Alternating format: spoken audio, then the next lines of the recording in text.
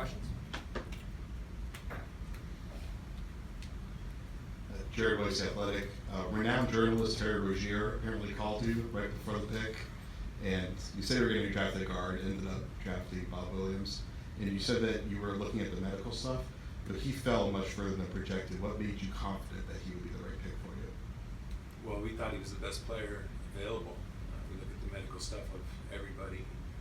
I was obviously joking with Terry about the guard position, but I had no idea it was on whatever live it was. I thought he was FaceTiming me. I had no idea, but anyway, that is sort of funny. No, we're excited about Robert, and we felt like he was the best player available and think he's a great fit for our team.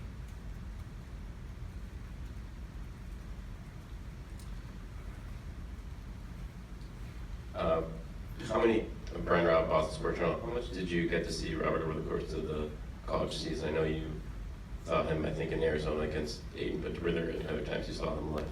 What did you see in those performances? I think I saw him twice live, and a few times last year as well. But our staff saw him a lot more than that. He's a player that we like coming into this draft process. He's a rim protector and a rebounder, and a guy that can play above the rim on both ends of the court. And we don't have much of that. We have a little bit of that, but not what he can do. So his abilities to protect the rim and rebound and run the floor, I think, are some of his greatest traits, and we can use those. Mark James Nesson. He was projected to be a lottery pick last year. Stock fell this year. There's some scouting reports out there about lack of motivation. How much does that concern you? We do our own background checks. We don't really read what everybody else says, but when you say people are projected, that was before he even went through the draft process, so I never really believed that anyway. I think that the game is changing a little bit, but as far as having skilled bigs, we have skilled bigs on our team right now. But Robert, like I said, he brings an element to the game. He's very young, and I think he still has upside. I think there's parts of his game that have been untapped so far, as young as he is. But like I said, he can provide rim protection and rebounding, and for sure, we know that. Fred Katz, MassLive. You kind of maybe just alluded to it, but obviously he's been billed as a rebounding center and a shot blocker and all that. Brad though talked about how he thinks he can be a more versatile guy on the perimeter as a passer and a ball handler. How do you scout that and try to project that without him actually seeing him do that in games? We have seen him do that in games. We've seen him handle the ball on the perimeter. We've seen him get rebounds and push the ball up the court. There's moments in his career where we've seen him make fantastic passes, like just touch passes that are beautiful. So we see the potential in him being a guy that plays in Brad's system, that does handle the ball some. He uses his bigs a lot to do dribble handoffs out of the perimeter. Adam Jones, Sports Hub. He was suspended a couple of games to start the year at Texas A&M.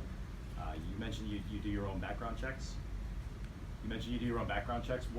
What about your background check made you comfortable with him in that situation?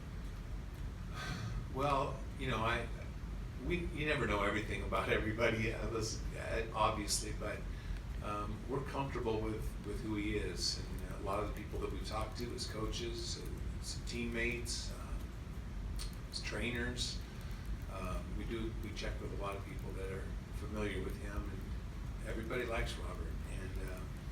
I know that he's not perfect, but most players aren't, and we think his upside is he's got a great upside. So we're very excited to have him. I'm not trying to defend our reason for drafting him, but we find that he's going to be a good player. And we like what we found on his background checks. Bob Shaw, The Citizen. Danny, did you think, stepping back and looking at the entire draft, did you think that this was a talented group, one of the more talented groups that you've seen in the last couple of years? I thought the draft was good. You know, I mean, I don't think it was great. I don't think it was bad. I think it was a good draft. Danny, to your left, Mark D'Amico, Celtics.com. When you look at a player, like you talked about, he can rebound, he can defend the rim right now. A player like that, how much easier is it for him to fit in on a team that has so much skill already? Yeah, I mean, I think with all young players at whatever position, I think it's easy to play with veteran players that know how to play. A coach that knows what your strengths and weaknesses are and puts you in chances where you can succeed, places where you can succeed. I think that'll help him tremendously. He doesn't have to try to do too much out of the gate. He can do what he does well, and while his game evolves into something more. Danny, Gary Walsh from Hi, Boston. Gary. Hey, good to I've see seen you before, Gary. This is the latest you've drafted in a long time.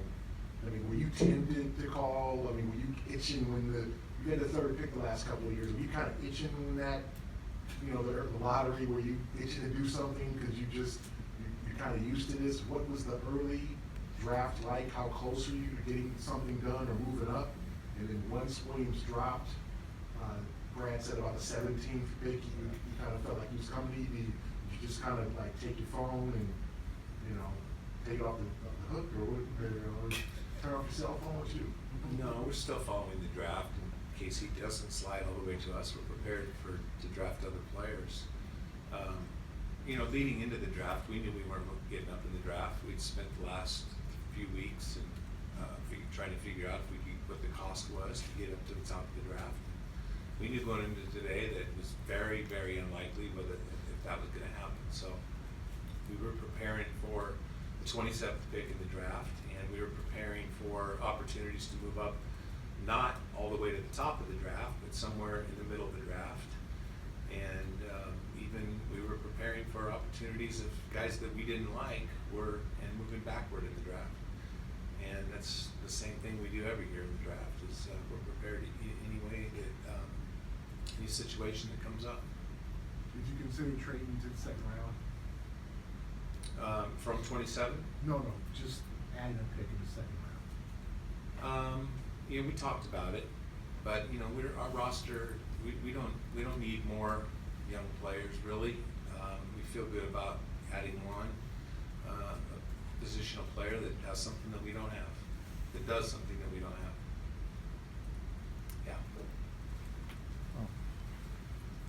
Danny, Mike Trallia, CLNS Media. The fact that Jason Tatum and Jaylen Brown have been as productive as they have been as young players, does that give you any comfort knowing that, you know, Robert can come into this environment both with young established contributors and veterans like Al, Kyrie, and Gordon, and be successful right away? Well, I mean, you know, whenever you draft two guys, you draft them with that they're not going to take over your franchise. I mean, Jason Tatum was a little bit unique. We brought Jaylen Brown along slow. We brought Terry Rozier the same way. Those guys had opportunities to play as young players, but you know, they don't have to try to do too much. And so Robert will have opportunities to play, but you know, it'll depend on how well he plays, how much he does. And obviously Jason was sort of thrown into the fire last year with the injury to Gordon early on, but that wasn't what the initial plan was. Thank you. Good enough? Thanks, everybody. Thanks, Danny.